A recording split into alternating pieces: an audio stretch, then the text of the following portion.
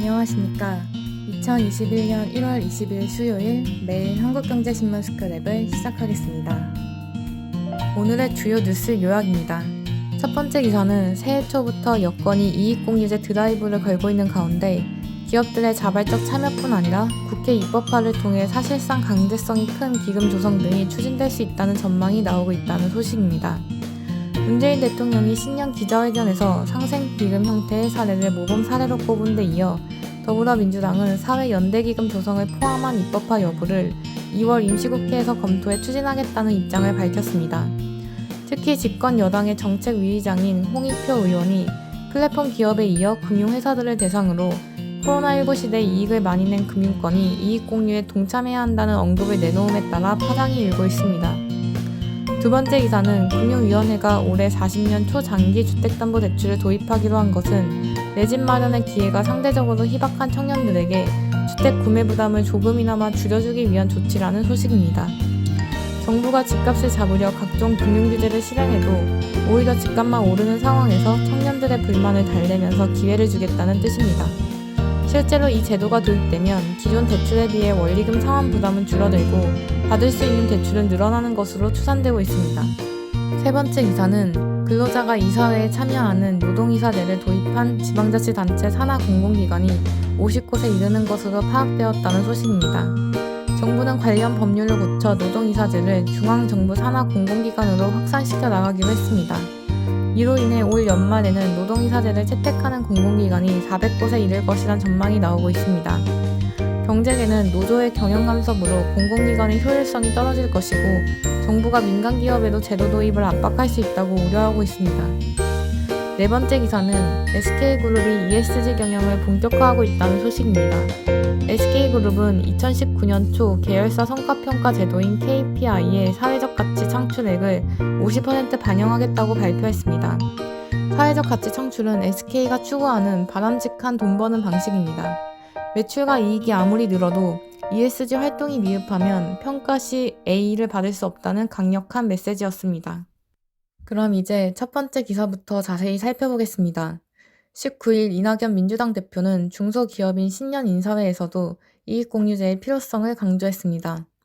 이 대표는 기업에 강제하지 않고 자발적으로 참여할 수 있도록 매력적이고 다양한 인센티브를 준비하고 있다며 이익공유 프로그램과 그 인센티브를 이르면 이달 안에 여러분께 제시하겠다고 말했습니다.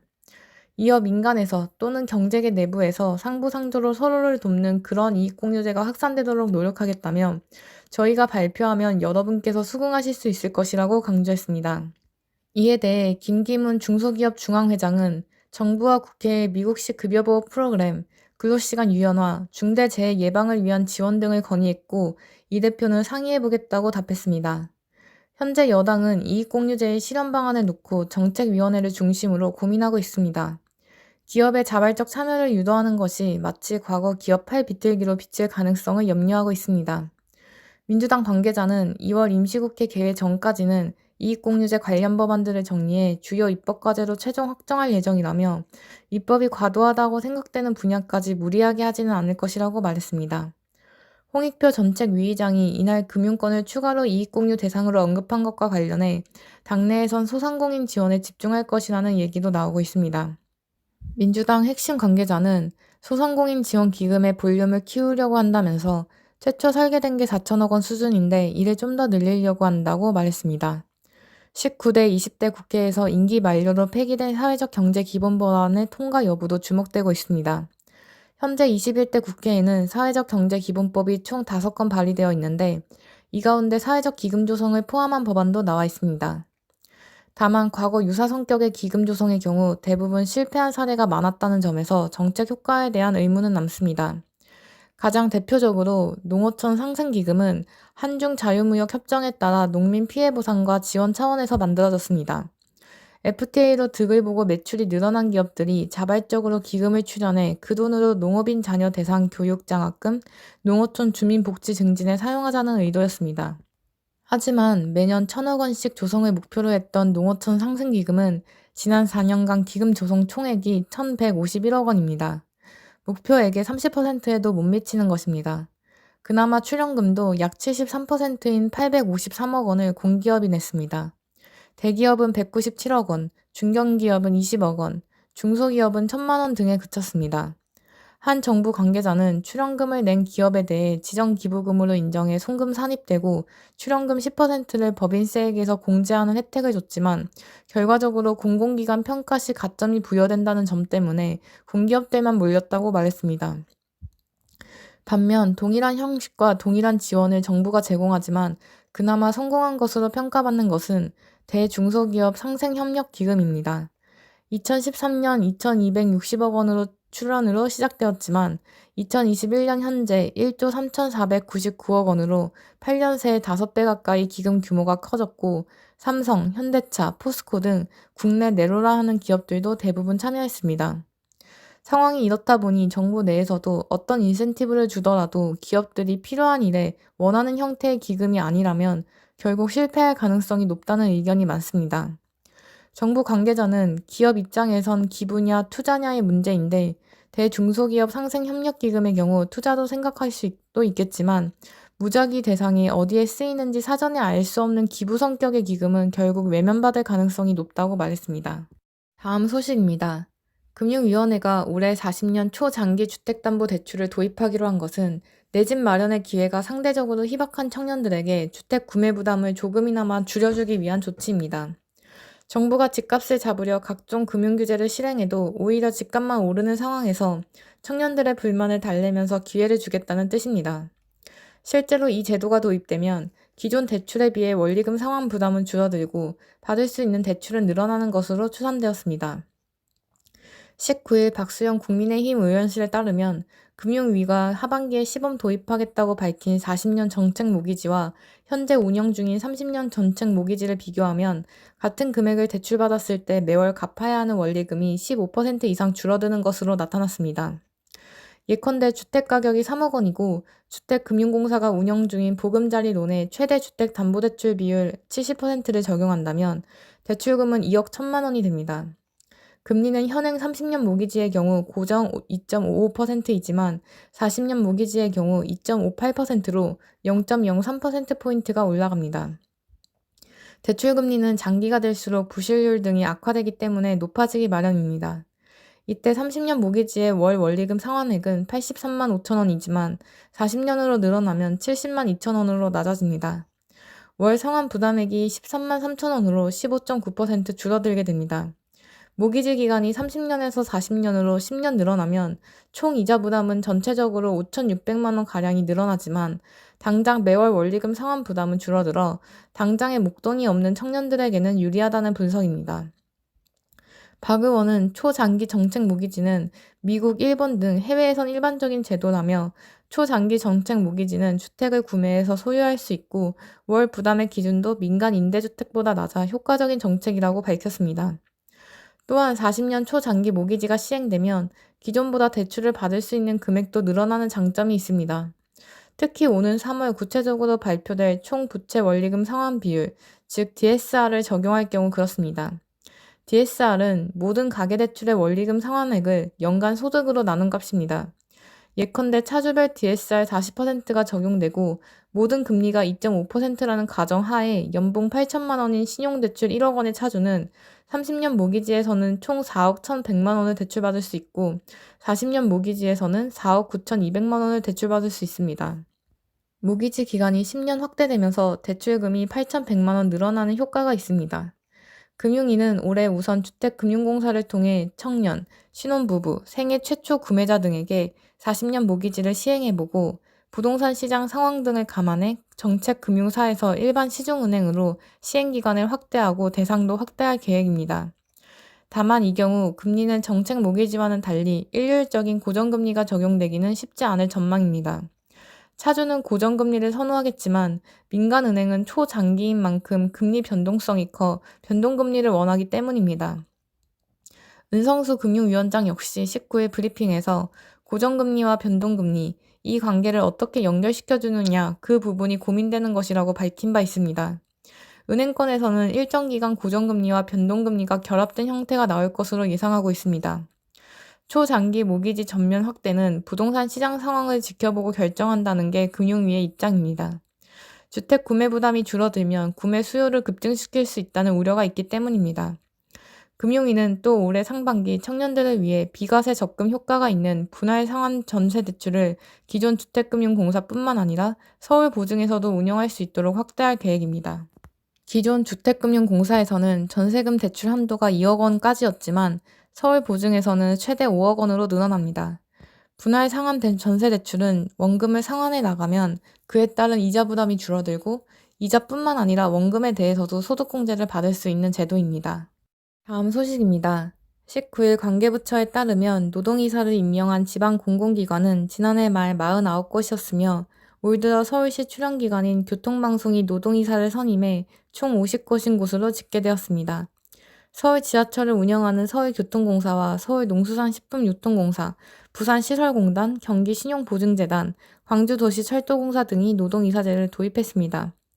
노동이사제는 근로자가 이사에 임명돼 이사회에서 의결권을 행사할 수 있도록 하는 제도로 문재인 정부의 국정과제 중 하나입니다.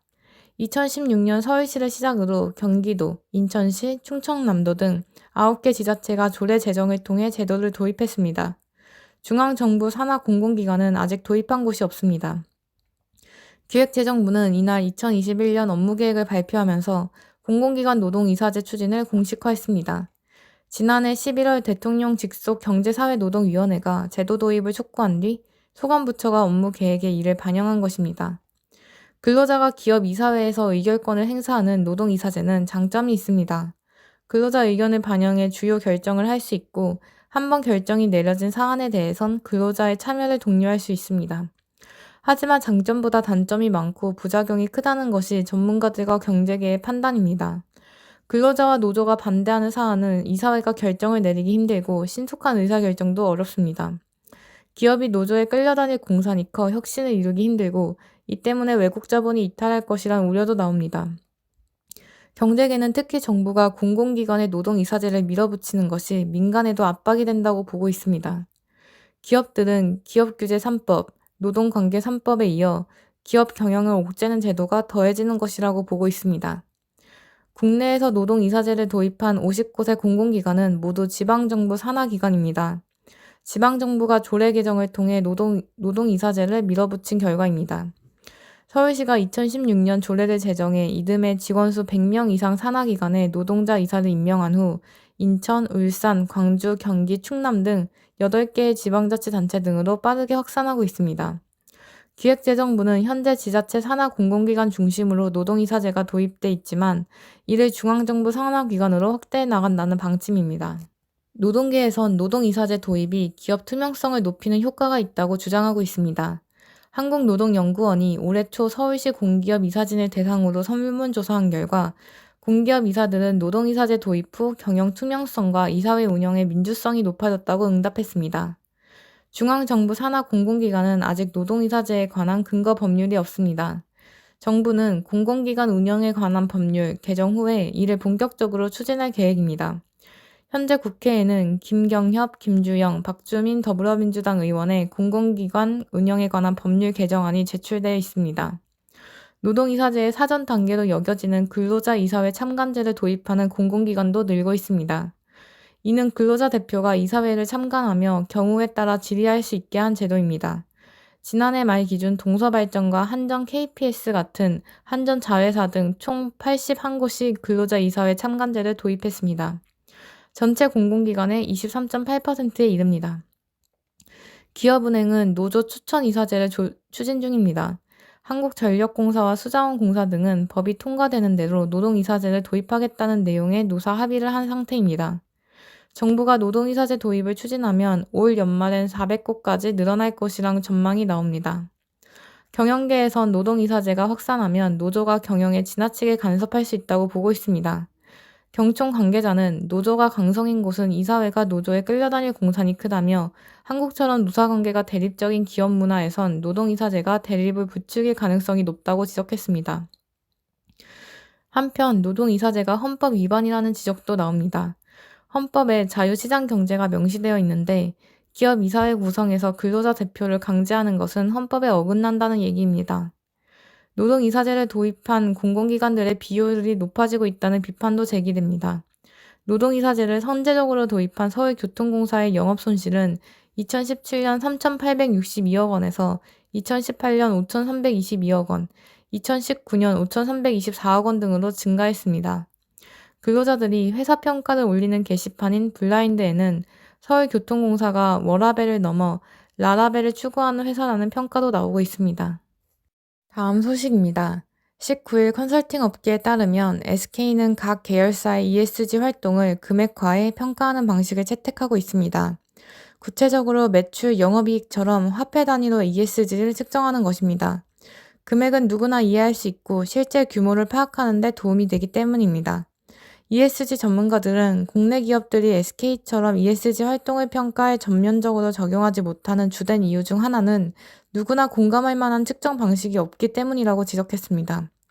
국내 주요 기업이 경쟁적으로 ESG 활동을 강화하고 있지만 SK처럼 KPI 비중의 절반이나 반영한 곳은 없다는 점도 같은 이유에서입니다. SK 각 계열사는 이 같은 측정 방식에 근거해 사업 구조를 ESG 중심으로 바꾸기 위한 조직 개편과 인력 재배치 작업을 하고 있습니다. SK 관계자는 말로만 ESG를 강화하는 것이 아니라 실질적인 변화를 이끌어내기 위해 평가 항목을 뜯어 고친 것이라며 SK에선 ESG 활동을 못하면 경영을 못하는 기업인으로 간주된다고 했습니다. SK의 구체적인 측정 방식은 이렇습니다. SK텔레콤은 내비게이션 앱 T맵이 안전운전을 유도하고 사고율을 낮추는 데 기여한 것으로 보고 있습니다. SK는 이를 금액으로 산정하기 위해 산식을 개발했습니다. T맵 사용자와 미사용자 간 평균 사고율 차이를 구해야 합니다. 손해보험사 통계치 기준 2019년 T맵 사용자 사고율은 4.91%였습니다. 미사용자 5.81%에 비해 크게 낮았습니다. 이 차이를 T맵 서비스 가입자 수 약 58만 명과 교통사고 피해 평균 처리 비용 약 930만 원 등과 곱하면 금액이 산정되는 것입니다. 계산은 여기서 끝나지 않습니다. SK텔레콤이 사고율 감소를 포함해 사람들의 삶의 질 개선에 기여한 것까지 수치화해 나온 값은 약 1,618억 원이었습니다. 이런 식으로 SK텔레콤이 환경 분야에선 오염물질 배출을 얼마나 줄였는지, 협력사와 동반 선장을 위해 얼마나 노력했는지 등을 금액으로 산정했습니다. SK텔레콤은 2019년 총 1조 8,709억 원어치에 해당하는 사회적 가치를 창출한 것으로 나타났습니다. 일각에선 이 같은 측정 방식이 정확하지 않을 수 있다고 지적했습니다. 자의적이고 정교하지 않은 데다 모든 사람의 눈높이를 충족하기 어렵다는 이유에서입니다. 하지만 SK그룹의 ESG 강화 방침에 대한 의지는 확고합니다. 다소 부정확해도 방향성이 맞다며 강력하게 추진하겠다는 것입니다. SK의 ESG 강화 노력은 젊은 층의 인식 개선에도 기여했습니다. 자유기업원이 작년 11월 26일부터 12월 11일까지 전국 대학생 1,009명을 대상으로 설문조사한 결과 응답자의 38.6%가 SK주를 ESG 우수기업으로 꼽았습니다. 국내 대기업 중 가장 높은 비율이었습니다. 그럼 이상으로 오늘의 매일 한국경제신문 스크랩을 마치겠습니다. 들어주셔서 감사합니다.